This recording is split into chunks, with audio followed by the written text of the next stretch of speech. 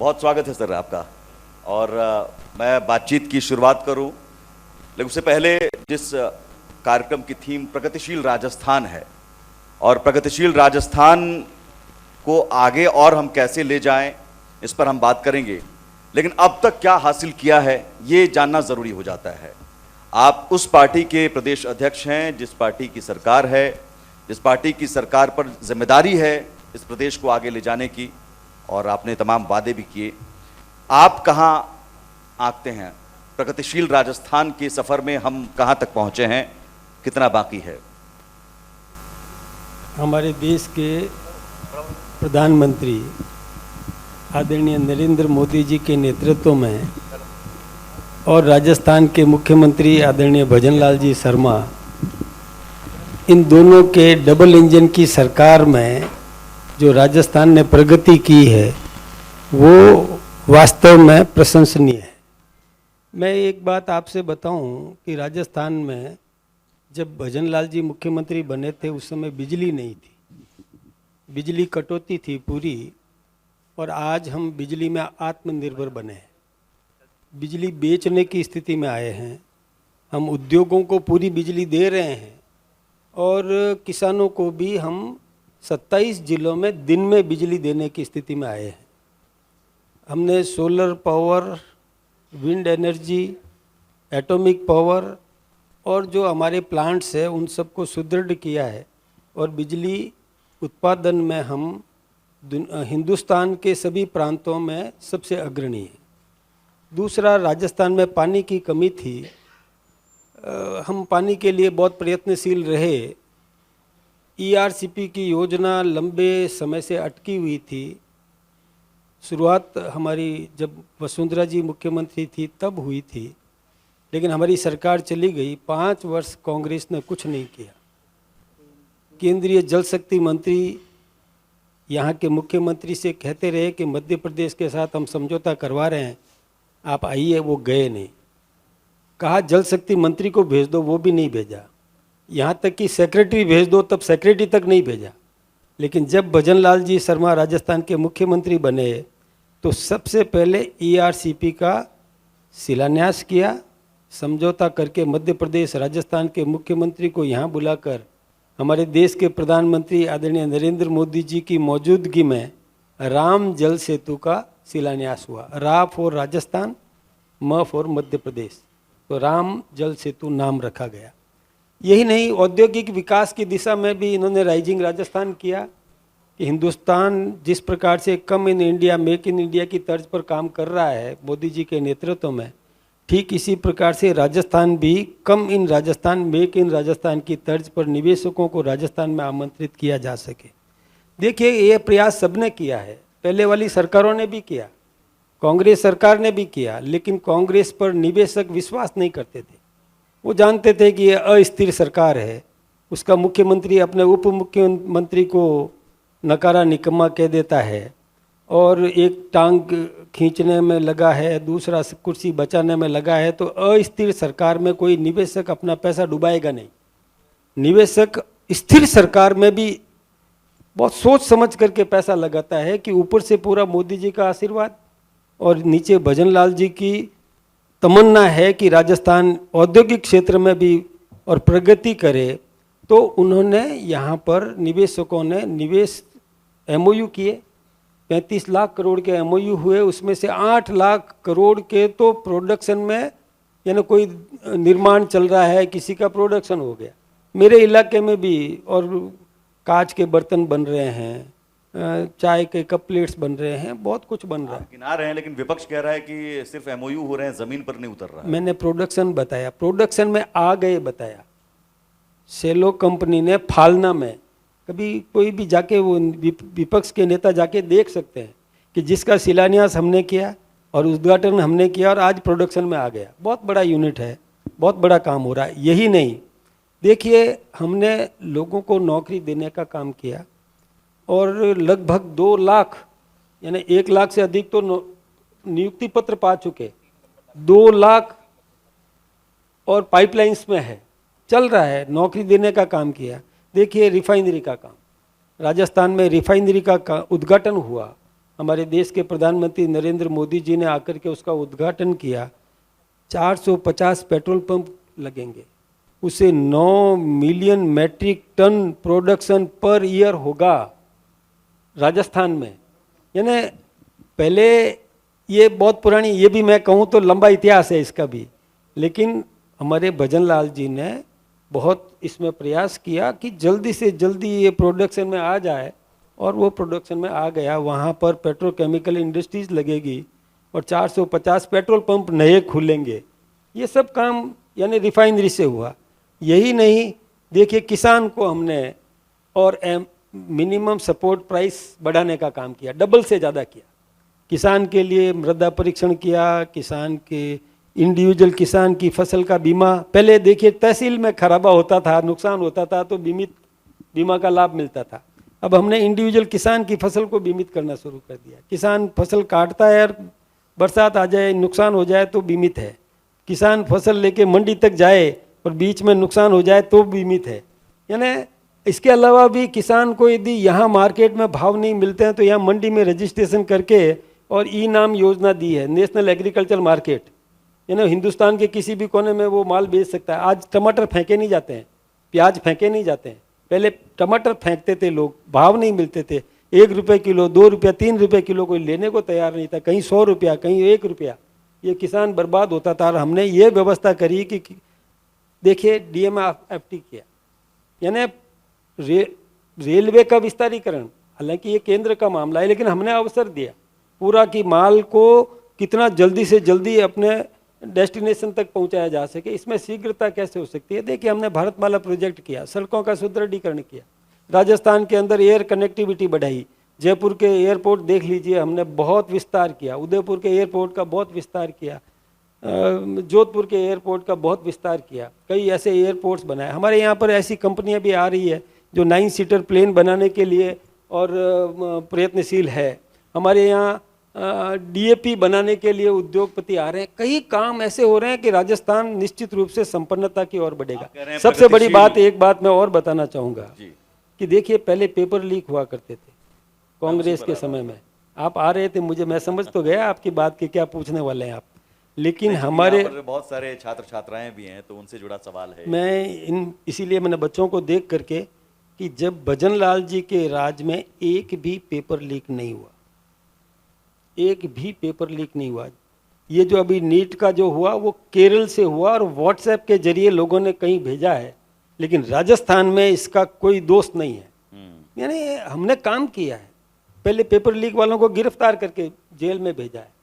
घर घर जल, घर घर नल की व्यवस्था हमने करने की कोशिश की। पहले की सरकारों के मंत्री जेल में, उनके सेक्रेटरी जेल में, उस समय के सेक्रेटरी वो भी आज जेल में है। कई ये जो RPSC के मेंबर्स वो गिरफ्तार हो रहे हैं। मतलब मैं ये बात बताऊं आपको कि हमने बहुत कुछ काम किया है, राजस्थान की सरकार ने बहुत काम किया है। और जानना चाहेंगे तो मैं बता दूंगा।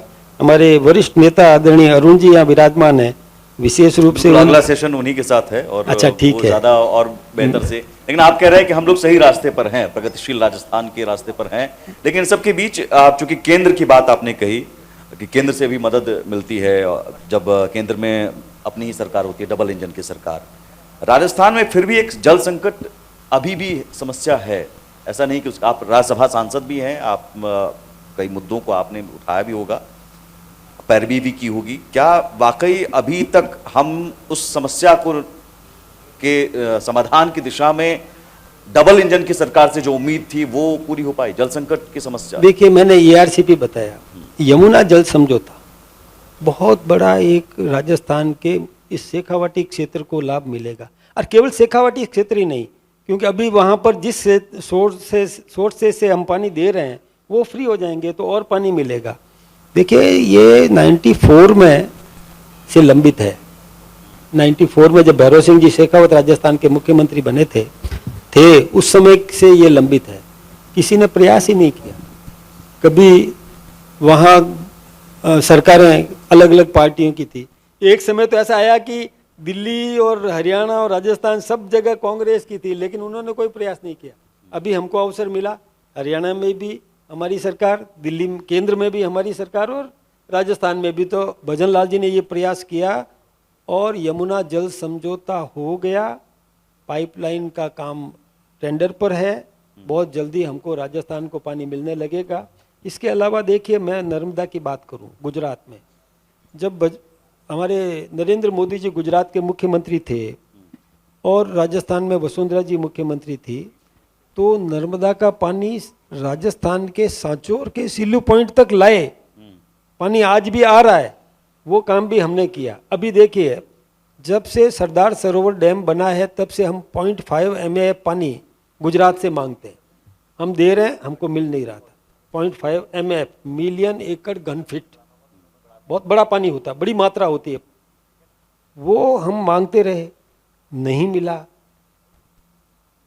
और हमारे पहले वसुंधरा जी ने प्रयास किया और अभी भजन लाल जी प्रयास कर रहे हैं, और वो पानी भी हमको राजस्थान को मिलेगा। माही डैम का पानी भी राजस्थान को मिलने लगेगा। इधर आप देखिए कि अभी पाकिस्तान के साथ हमारा समझौता टूट गया, तो सिंधु जल पानी जो है उसका सर्वाधिक लाभ राजस्थान को मिलने लगेगा। हमारे देश के प्रधानमंत्री ये पूरा प्रयास कर रहे हैं कि वो पानी भी राजस्थान में लेकिन मिलने लगेगा। वो तो सिंधु जल समझौता, सिंधु या आपने जो भी, ये बाकी तो मिल रहा है ना। नर्मदा आ गई, नर्मदा सांचौर में पानी आ गया, सांचौर की जनता पानी पी रही है। वहाँ देखिए नाचना तक पानी पहुँच गया, नाचना से, और रिफाइनरी में भी नर्मदा का पानी मिल रहा है ना। पानी हमारा सिल्लू पॉइंट तक को पहुँच गया, और पानी हमें और इसको विस्तार से लेना है, बड़ा करना है। हमारे वहाँ के इलाकों के लिए पानी नहीं था, लेकिन उसमें हमें पानी मिलने लग गया। यानी प्रयास तो किए हैं ना, ये हमने किए। चलिए ठीक है। बुनियादी ढांचे की चूंकि हमने बात की, पेपर लीक पर मैं अब आ रहा हूं। आप आ गए थे। पेपर लीक से जुड़ा हुआ सवाल मुझे लगता है कि आज जो भी छात्र बैठे हैं उनके मन में है, एक डर है कि भाई इस पेपर में हम बैठ रहे हैं, कहीं लीक ना हो जाए। अभी नीट के बाद जो खौफ है, स्टेट टेस्टिंग एजेंसी या तमाम जो नीतियां आप बना रहे हैं, उसके बावजूद अगर युवा सड़क पर हैं, तो मशीनरी में कहीं ना कहीं लूप होल्स हैं जो कांग्रेस पर आप आरोप लगा रहे हैं, लेकिन बीजेपी भी उसे ठीक नहीं कर पा रही। आप पकड़ रहे हैं अलग बात है, आप गिरफ्तारी कर रहे हैं अलग बात है, लेकिन लीक हो रहा है। नहीं, हमारे सरकार में नहीं हुआ, भजन लाल जी के राज में एक भी लीक नहीं हुआ। मैं विश्वास पूर्वक कह रहा हूँ, आप भी जानकारी प्राप्त कर लें, ये बच्चे बैठे हैं सामने, एक भी पेपर लीक राजस्थान में भजन लाल जी की सरकार बनने के बाद इन 2.5 साल में नहीं हुआ। पहले हुए थे जब अशोक गहलोत जी। लीक के तार तो जुड़ते हैं यहाँ से भी। नहीं, तार तो ऐसा होता है कि जैसे केरल में लीक हुआ नीट का, अभी जो हुआ, और केरल से आप जानते हो कि व्हाट्सएप के जरिए कोई कहीं भी भेज दे, उसमें सरकार का दोष नहीं है। आजकल तो सोशल मीडिया का ज़माना है, और उसमें व्हाट्सएप से कोई कहीं भेज दे और वो व्हाट्सएप से इधर उधर करता जाए, तो उसमें सरकार क्या करे? सरकार चाक चौबंद। आपके 2 बीजेपी कार्यकर्ता जमवारागढ़ से पेपर लीक में शामिल रहे। मैं एक बात बताऊं, कोई भी हो, पहले तो मैं ये नहीं मानता कि हमारे पार्टी के हैं, लेकिन कोई भी हो, हमने दंडित किया है, हम कभी भी माफ़ नहीं करेंगे। हमारे राजस्थान में पेपर लीक नहीं हुआ, मैं आपको विश्वासपूर्वक कह रहा हूँ। शुरुआत कहीं से हुई, फिर व्हाट्सएप में किसी ने किसी को भेज दिया और उसने किसी को भेज दिया, तो एक रैकेट की तरह चल रहा है। नहीं, वो राजस्थान से भी गिरफ्तारियां हुई हैं। मैंने कहा कि आपके बीजेपी के 2 कार्यकर्ता भी इसमें शामिल रहे हैं। वही मैं कह रहा हूं कि इस चीज को रोकना, प्रिवेंशन बहुत जरूरी है। मैं आपसे बहस नहीं कर रहा, बहस नहीं करता, लेकिन बीजेपी का कोई कार्यकर्ता पेपर लीक में सम्मिलित नहीं है, और यदि कोई भी है तो हमने कतई माफ नहीं किया, सजा देने का काम किया, चाहे कोई परिवार का सदस्य भी क्यों नहीं हो, कभी भी, और माफ नहीं किया जाएगा। उसको बहुत कठोर से कठोर दंड देने का हम प्रयास कर रहे हैं। इसी कारण से हमारे समय में पेपर लीक नहीं हुआ। मैं आपको, देखिए, सोशल मीडिया के माध्यम से कोई जाए, उसमें तो आप भी जानते हो कि सोशल मीडिया से कोई यदि केरल वाले कहीं भेज दे, तो उसमें सरकार का तो बीच में कहीं लेना देना नहीं है। नहीं, सरकार का क्या एनटीए का रोल है? सोशल मीडिया पर लीक हो कैसे जाए भाई? एग्जाम पेपर सोशल मीडिया तक पहुंचेगा कैसे? अब नहीं, मैं एक, देखो, आप जानकार हो ज़्यादा, सोशल मीडिया से आप वाकिफ हो कि किसी ने पेपर लीक किया केरल में, और उसने सोशल अपने व्हाट्सएप के जरिए मोबाइल से किसी को सेंड कर दिया, इसके बीच में सरकार आती नहीं है। ठीक है, आप कह रहे मेरी हैं जानकारी के आधार पे कह रहा हूं कह मैं। रहे हैं केरल, लेकिन सोशल मीडिया तक वो पेपर पहुंच कैसे गया? इसी सोशल सवाल मीडिया है। का मतलब मोबाइल से किसी ने नहीं, व्हाट्सएप वो किया, पेपर किसी के पास पहले वो केरल की बात हाँ, है। ठीक है। और मैं तो उसमें भी कहना चाहूँगा हाँ। कि एनटीए ने तुरंत परीक्षा रद्द कर दी। पहले के 2.5 साल नौकरी कर चुके बेचारे, उन लोगों को वापस जाना पड़ा, उसका पढ़ाई का अभ्यास टूट गया। सब इंस्पेक्टर बन गए, सब इंस्पेक्टर की नौकरी कर ली, नौकरी करने के बाद वो परीक्षा रद्द हो गई तो वो वापस घर गया, उसके रिश्ते टूट गए, उसको फिर से पढ़ाई जीरो से शुरू करनी पड़ी। ये तो एनटीए ने तुरंत रद्द कर दी और तुरंत वो बच्चा अभ्यास में है, तुरंत परीक्षा दे रहा है बच्चा। तो ये ना पहले वालों ने कितना अन्याय किया था उनके साथ। नहीं, आपने कहा कि जो भी बीजेपी में भी अगर शामिल हैं, मैंने इन्फॉर्मेशन मंगवाई है कि बीजेपी कार्यकर्ता और युवा मोर्चा के पूर्व पदाधिकारी दिनेश बिंबाल और उनके भाई मांगीलाल बिंबाल को सीबीआई ने गिरफ्तार किया था, युवा मोर्चा में रह चुके हैं। लेकिन आपने कहा कि चलिए जो भी है उन्हें आप दंडित करेंगे, और इस तरह के लोगों को मुझे लगता है कि चिन्हित करना जरूरी है, जो हमारे आपके बीच में रहकर अगर बदनाम कर रहे हैं और युवाओं के सपनों को तोड़ रहे हैं। अगर मुझे लगता है कि छात्र छात्रा राठौर साहब की बात से सहमत है तो तालियां आप बजा सकते हैं, अगर सहमत हैं तो भरोसा आप इनको दे रहे हैं सर कि अब ये किसी भी पेपर में आप बैठे कहीं कोई लीक नहीं होगा? बिल्कुल, हमारी मतलब पूरी कोशिश रहेगी बच्चों के जीवन के साथ कोई खिलवाड़ नहीं कर सके। दूसरा मैं एक बात और बताऊं साहब, पुलिस को चाक चौबंद हमने किया है। पहले पुलिस मार खा के आती थी, अब एक भी अपराधी फरार नहीं है, एक भी अपराधी को बचने नहीं दिया है।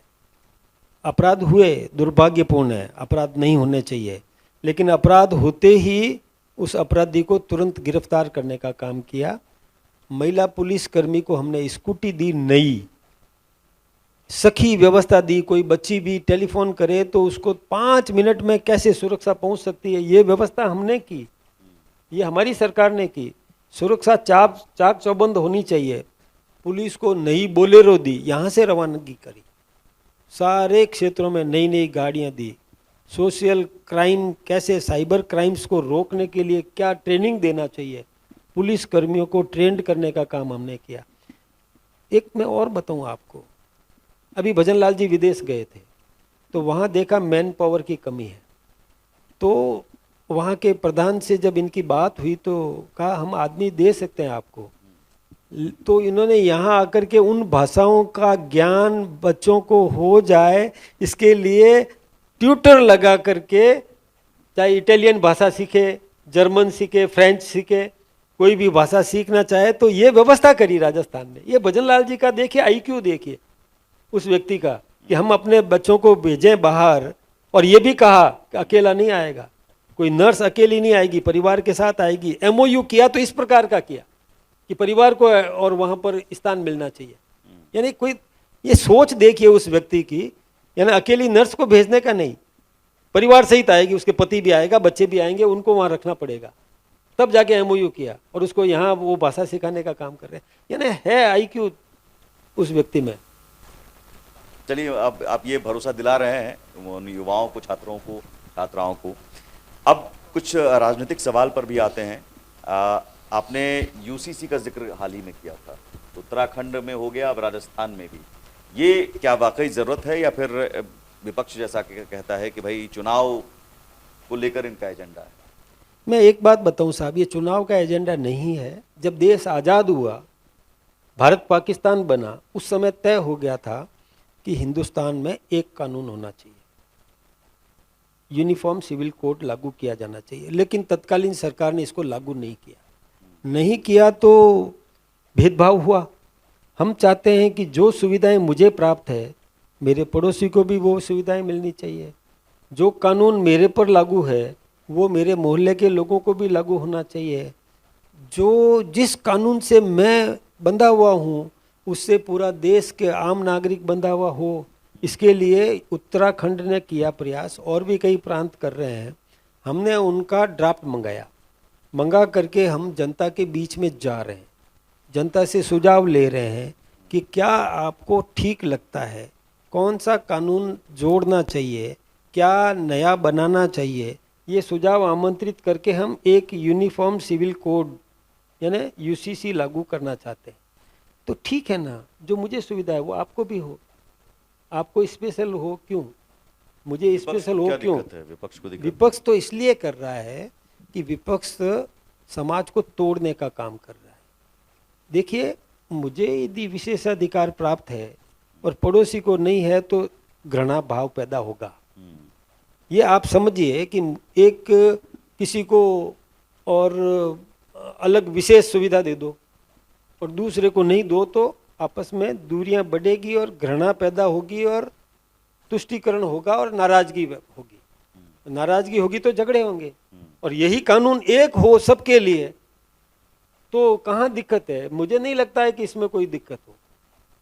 तो आप यूसीसी कब, कोई टाइमलाइन यहाँ से बता सकते हैं कब तक? नहीं, हम चाहते हैं कि जितना जल्दी हो सके एक कानून एक देश, ये व्यवस्था करने का काम होना चाहिए। हम इस पर मैंने इस एक प्राइवेट बिल भी लगाया पार्लियामेंट में।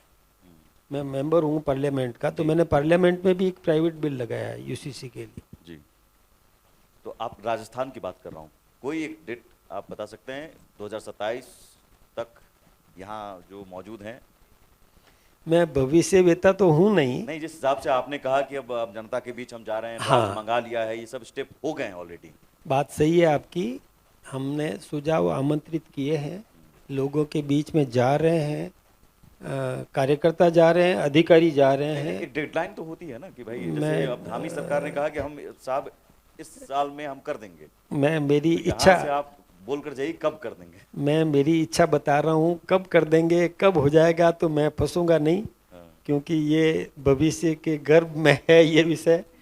इसलिए हम चाहते हैं कि यूनिफॉर्म सिविल कोड लागू हो।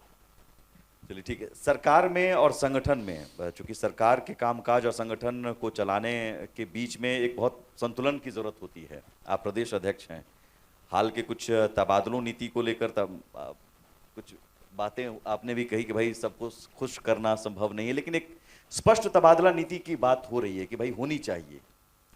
देखिए, आपका भी ये मन है?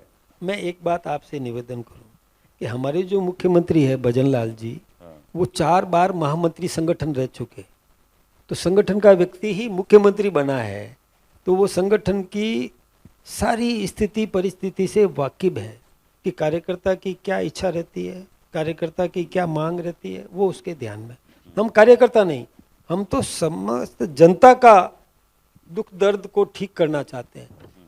प्रयास ये होता है कि कोई जैसे कैंसर का मरीज है, कोई किसी व्याधि से पीड़ित है, किसी के परिवार में कोई बीमार है, गंभीर है, किसी की कोई विधवा है, कोई परित्यक्ता है, कोई किसी प्रकार के से परेशान है, तो उसको हम कोशिश करते हैं कि समायोजन किया जाए पारदर्शिता के साथ। अब हम पर आरोप लगा रहे हैं डोटासरा जी, मैं एक बात आपके सामने बताना चाहूँगा कि जब डोटासरा जी कांग्रेस के प्रदेश अध्यक्ष थे और खुद शिक्षा मंत्री भी थे, और अशोक गहलोत उस समय के मुख्यमंत्री थे, शिक्षकों की एक बैठक में, मीटिंग में अशोक गहलोत मुख्यमंत्री पूछते हैं अपने अध्यापकों से कि क्या आपसे ट्रांसफर में पैसे लिए जाते हैं, तो शिक्षा मंत्री डोटासरा जी की मौजूदगी में शिक्षकों ने कहा हाँ हमसे पैसे लिए जाते हैं। इतने लोग खड़े हो गए। हमारे समय में ऐसा नहीं होता। वो हम पर आरोप इसलिए लगाते हैं कि जो जैसा होता है वो दूसरे के बारे में भी वैसा ही सोचता है, ऐसा ही होता होगा। नहीं, हम ऐसा नहीं, पूरी पारदर्शिता के साथ सबको सुन करके यथासंभव हम समन्वय करते हैं, सहयोग करते हैं, और हम जन सेवक हैं, हमको सेवा करनी है, हमको राजनीति केवल सेवक बन करके काम करना है, यही काम हम करना है। नहीं, लेकिन पारदर्शी तबादला नीति की जरूरत है। ये सब तय किया गया, ऊपर से निर्देशित किया गया कि कोई भी किसी के परिवार में कोई गंभीर बीमारी हो, खुद पीड़ित हो, दिव्यांग हो, उसको निकटस्थ स्थान पर दिया जाए ताकि इजीली अप्रोच हो सके, परेशान नहीं किया जाए। ऐसी ऐसी जरूरतमंद को किया है, किसी के परिवार में माँ गंभीर बीमार है, किसी का पिता गंभीर बीमार है, तो उसकी देखभाल भी करना उसका कर्तव्य बनता है। इसलिए हमने कोशिश की है कि उसको निकटस्थ कहीं ना कहीं लगा सकें। अब हो सकता है कि सबको हम नहीं कर पाए हों, फिर भी भावना ये है कि हम, क्योंकि आशीर्वाद तभी मिलेगा। बिल्कुल। आशीर्वाद दादागिरी से नहीं रह मिलता, जाता है तो फिर वो नाराजगी में तब्दील हो जाता है। आशीर्वाद दादागिरी से नहीं मिलेगा, मन जीतने से मिलेगा, और हम मन जीतने की कोशिश कर रहे हैं।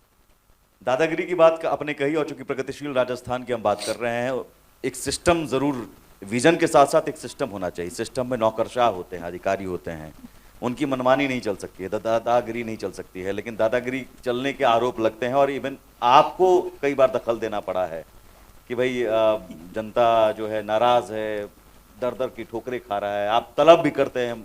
आप कई बार, एक नहीं 2-3 बार सुना चुके हैं ये बातें, तो ये दिक्कत है। होता है, देखिए मशीनरी तो वही है, मशीनरी तो वही है जिस मशीनरी को हमें काम में लेना है। अब उसमें कहीं ना कहीं कोई मान लो ऑब्स्टिकल आते हैं तो हम प्रयास करते हैं कि उसको ठीक करें। भावना शुद्ध है हमारी, मन साफ है, मन है जनता को खुश करना, सेवा करना।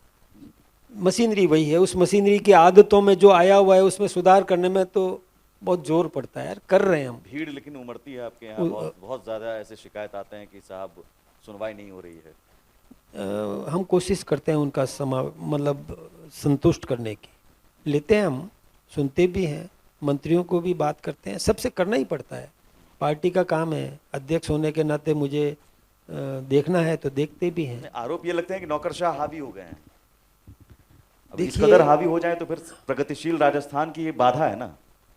एक बात बताऊं साहब, नौकरशाह हावी तब होता है जब उसके हाथ में हमारी चोटी पकड़ में आ जाए। हम नौकरशाह को कभी हावी होने नहीं देते हैं, क्योंकि हम अपराध नहीं करते हैं, हम कोई गलत काम नहीं करते हैं, तब नौकरशाह को हम सही दिशा दे सकते हैं। यदि नौकरशाह ने हमारी कमजोरी पकड़ ली तो हमको नचाएगा, और हमने उसकी कमजोरी पकड़ दी तो हम उसको सही लाइन पे ले आएंगे।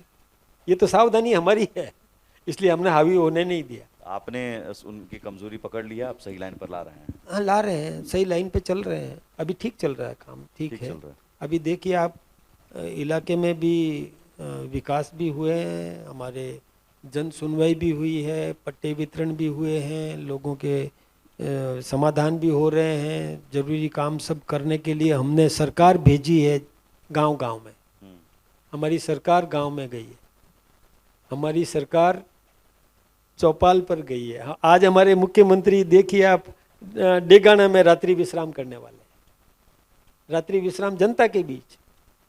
ऐसे वो हम सब करते हैं, हमारे सब लोगों को टास्क दिया है कि रात में रुको जनता के बीच।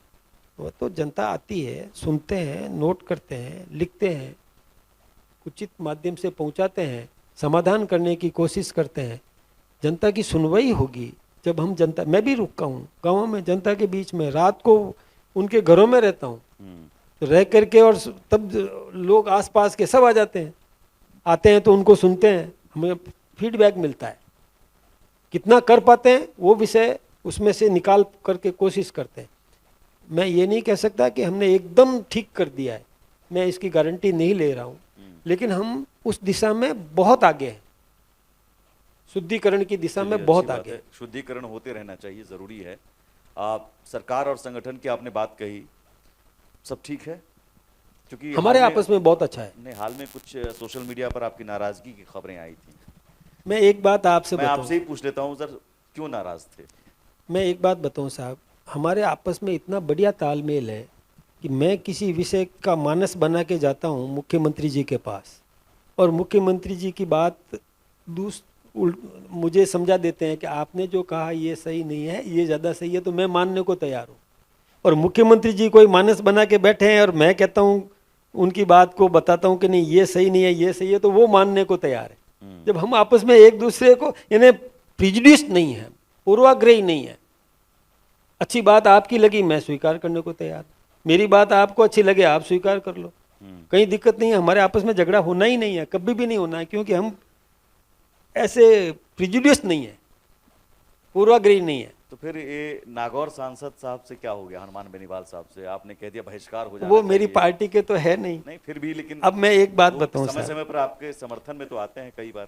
मैं एक निवेदन करूं आपसे, वो कोई उनकी शब्दावली बिगड़ गई थी, मुख्यमंत्री मंत्री। बहिष्कार होना बेनीवाल का। मैं एक बात बताऊं, मैंने क्या कहा वो मैं बताता हूं आपको।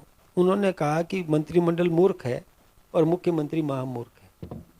तब मैंने कहा कि शब्द चयन ऐसे करो कि आमने सामने मिल जाए तो नजरें नीची नहीं करनी पड़े। मैंने क्या गलत कह दिया? इस पर उन्होंने कुछ बच्चों को लेकर के और मेरे खिलाफ में खड़ा किया। कोई बात नहीं, नोटिस भी भेजा है। मैं तो उतरने को, हाँ उन्होंने कहा कि आपने बहिष्कार का कैसे कहा? मैंने ये कहा कि जो व्यक्ति यह कहे कि बिजली के बिल मत भरो, आप निकाल देना मेरे वर्डिक्ट।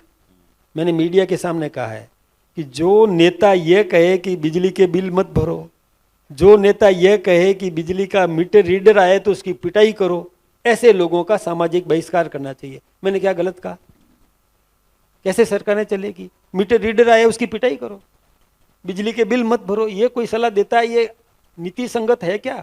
और वो भी जिसने संविधान की शपथ ली है, सांसद बनते ही शपथ लेना पड़ता है, वो व्यक्ति ये कहे ऐसे व्यक्ति का बहिष्कार करो, तो मैंने क्या गलत कहा? उन्होंने नोटिस भेजा कि आपने ऐसा क्यों कहा? तो मैंने कहा कि मैं प्रार्थना करता हूं कि ऐसे व्यक्ति का बहिष्कार करना चाहिए। मैंने चाहिए शब्द कहा, करो तो नहीं कहा। करना चाहिए शब्द है तो करना चाहिए, तो मानो मत मानो, जनता की मर्जी है। मैंने तो रिक्वेस्ट की है। चलिए, आपने यहाँ से जवाब दे दिया। और एक अहम मुद्दा जिस पर मुझे लगता है पूरे देश में बीजेपी पता नहीं घिरी हुई है, और उस मुद्दे पर, जिस मुद्दे पर बीजेपी दशकों से राजनीति करती रही, बल्कि मैं कहूंगा कि राजनीति की नींव रखी गई, बीजेपी की राजनीति की नींव राम मंदिर। आज उस राम मंदिर में चढ़ावा चोरी, करोड़ों हिंदुओं की आस्था पर चोट है, भरोसे पर चोट है हम कहेंगे। और विपक्ष कह रहा है कि साहब ये तो फिर वही बात हो गई कि हम राम मंदिर में दान देते हैं आस्था के नाम पर, और जो कहते हैं कि हम रखवाले हैं वही चोर निकलते हैं। अब इसी तरह का एक विवाद बुटाटी धाम को लेकर भी राजस्थान में आ गया कि भाई यहाँ पर भी कुछ ऐसा घपला चल रहा है। मैं आपके प्रश्नों के दोनों प्रश्नों के अलग अलग उत्तर दे रहा हूं। पहली बात तो विपक्ष ने सुप्रीम कोर्ट में एफिडेविट दिया कि राम हुए ही नहीं। कांग्रेस ने, कपिल सिब्बल उनके एडवोकेट थे, उन्होंने सुप्रीम कोर्ट में स्टेट लिखित में हल्फनामा दिया, शपथ पत्र दिया कि राम तो काल्पनिक है, राम हुए ही नहीं। पहली बात, जिन लोगों ने राम जन्मभूमि का विरोध किया, जिन लोगों ने राम जन्मभूमि के शिलान्यास का विरोध किया, जिन लोगों ने राम जन्मभूमि के उद्घाटन का विरोध किया, जो राम जन्मभूमि मंदिर के दर्शन के लिए नहीं गए, राम जन्मभूमि के निमित्त एक धेला नहीं चढ़ाया, वो विरोध कर रहे हैं। मुझे इस पर ऐतराज है। रही बात दूसरी कि यदि चंदा चोरी हुई है, पहली बात उससे, उसका मैनेजमेंट से वास्ता नहीं था, काउंटिंग एजेंट ने कुछ चोरी की। काउंटिंग होता है ना, मैनेजमेंट के अंदर ही था नहीं, ना। काउंटिंग के लिए अब तो खैर बात आगे बढ़ गई सर, अब काउंट ट्रस्ट पर आरोप काउंटिंग लगी के लिए जो एजेंट्स बैठते हैं, काउंटिंग करते करते उन्होंने कुछ किया है तो दंडित किया, हटाया, जो कुछ भी किया सजा दी। ये हमारा अंदरूनी मामला, विपक्ष को इससे, वो विपक्ष ने क्या धेला लगाया? हमारे वरिष्ठ नेता राव राजेंद्र सिंह जी साहब पधारे हैं, मैं उनका बिल्कुल अभिनंदन करूंगा। तालियां हो जानी, स्वागत है सर आपका। हमारे लोकप्रिय सांसद हैं और बहुत डायनेमिक सांसद हैं हमारे। हाँ, नहीं, आप कह रहे हैं कि भाई विपक्ष को क्या लेना देना, लेकिन विपक्ष कह रहा है कि चलिए करोड़ों हिंदुओं की आस्था के साथ खिलवाड़ हुआ है, और इस तरह की अब चीजें, बद्रीनाथ में मामला आया, आप राजस्थान में मैं हूं तो बुटाटी धाम को लेकर भी कांग्रेस के प्रदेश अध्यक्ष ने सवाल उठाए कि यहाँ पर भी पहली बात चंदा तो चोरी हो रही है। सुनो आप जी, बुटाटी धाम में कांग्रेस के नेता मैनेजमेंट में है और उनकी पत्नी कांग्रेस की जिला परिषद की सदस्य है। अच्छा, उन्होंने गड़बड़ की, वो किस मुंह से हम पर आरोप लगाते हैं मुझे समझ में नहीं आता। दूसरी बात, ये हमारे मंदिरों को ये केंद्र क्यों बनाया जा, टारगेट क्यों किया जा रहा है? हमारे आराध्य स्थलों को ही टारगेट क्यों किया जा रहा है? और किसी को तो नहीं करते।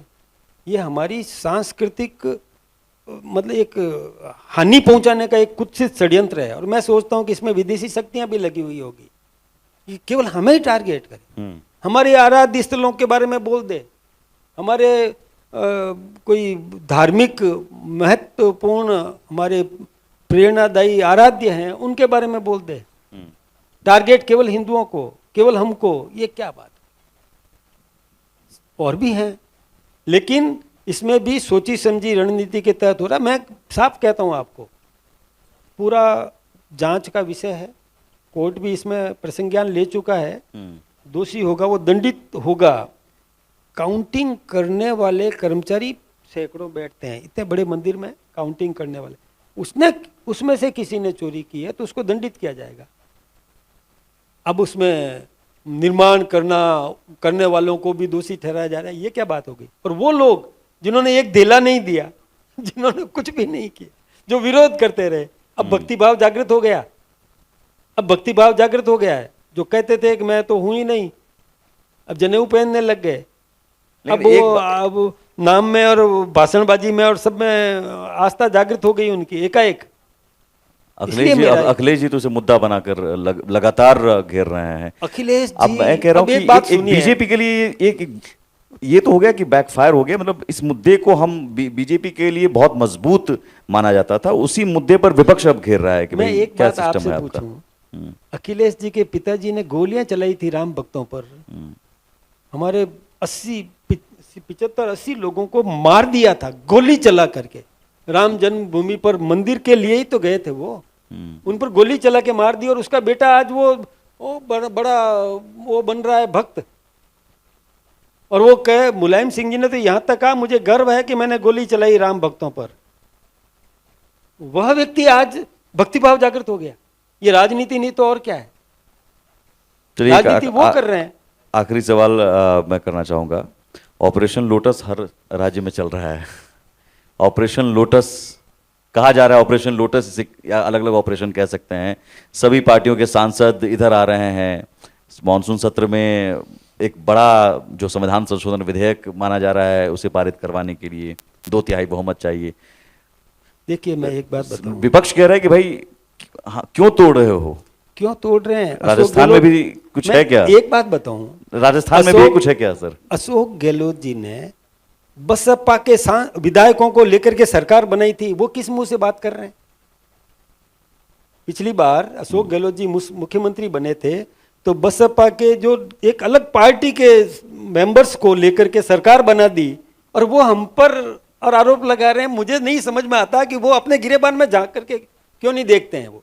दूसरी बात यह है कि कोई क्षेत्रीय दल है, टीएमसी या कोई भी टीएमसी, शिवसेना, हाँ, जो भी क्षेत्रीय दल है, वो अपने क्षेत्र तक सीमित रह करके फिर जब देखता है कि विकसित भारत बनाना है तो किसके साथ जुड़ना है।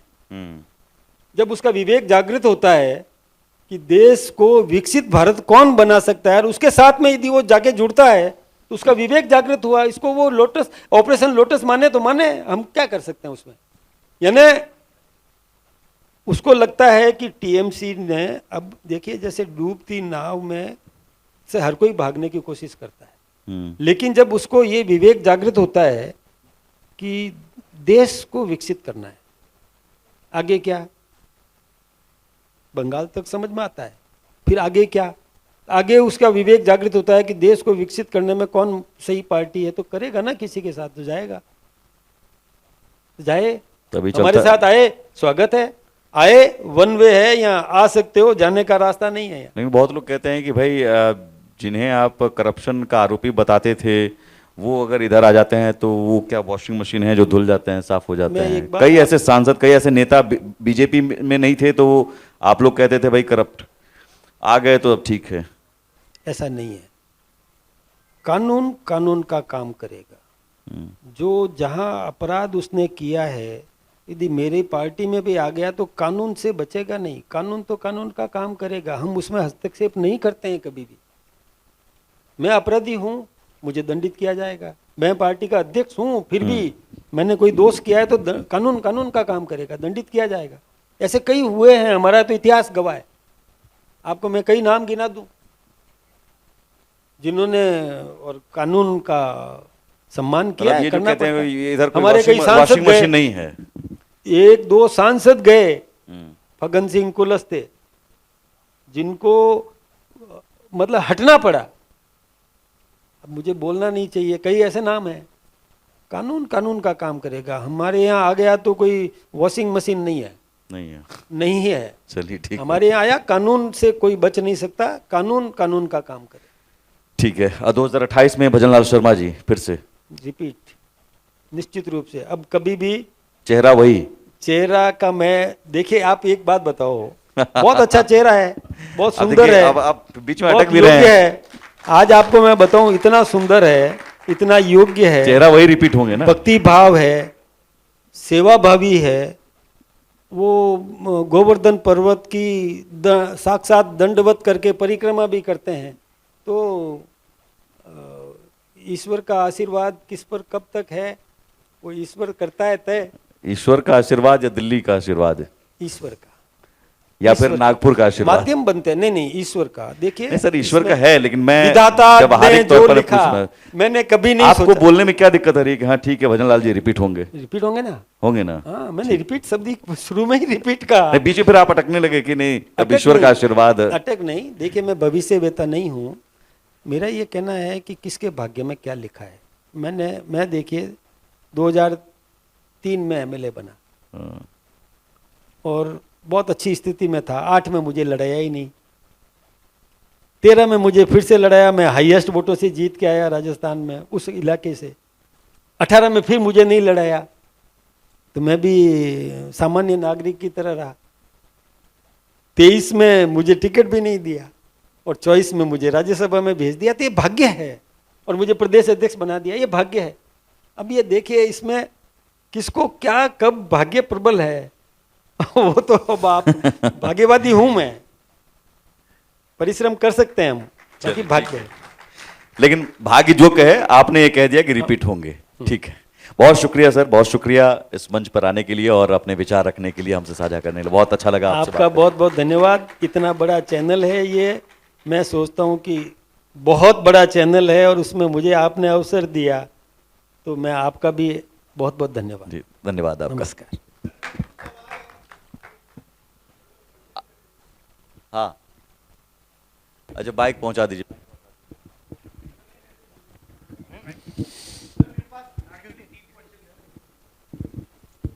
मेरे पास 3 क्वेश्चन है। एक तो पेपर लीक रिलेटेड ही है, जैसा सर ने कहा कि राजस्थान में भी कोई पेपर लीक नहीं हुआ रिसेंटली।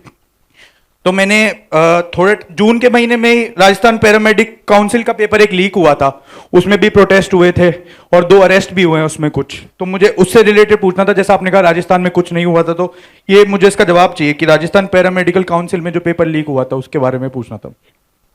देखिए राजस्थान में एक भी पेपर लीक नहीं हुआ। कहीं कोई नकल हुई है उसको दंडित किया है। ये पेपर लीक और नकल में बहुत बड़ा अंतर है, आप इस विषय को समझिए। नकल करना चीटिंग है। आप जिस एग्जाम की बात कर रहे हैं उसमें लीक हुआ है कि नकल हुआ है? लीक हुआ है सर।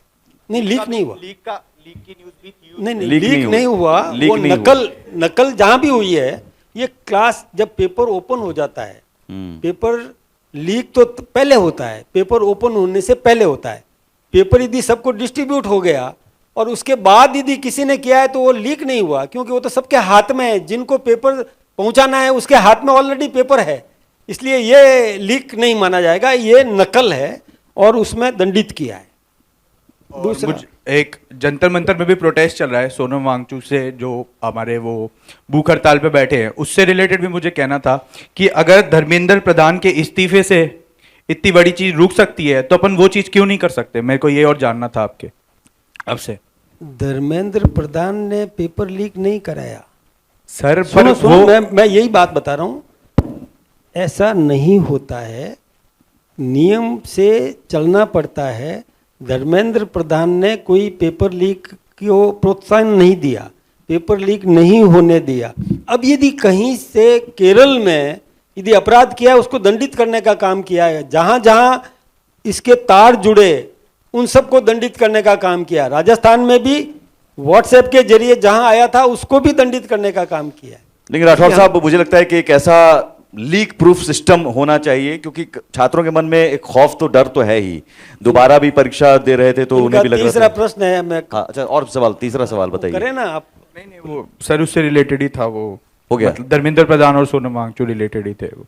चल, एक पेज पर तो हम लोग हैं कि सभी छात्र छात्राओं की तरफ से ये बात तो है कि भाई लीक प्रूफ सिस्टम ऐसा हो, एग्जाम सेंटर पर जाए तो ये सोच कर ना जाए कि भाई ये लीक तो नहीं हो जाए।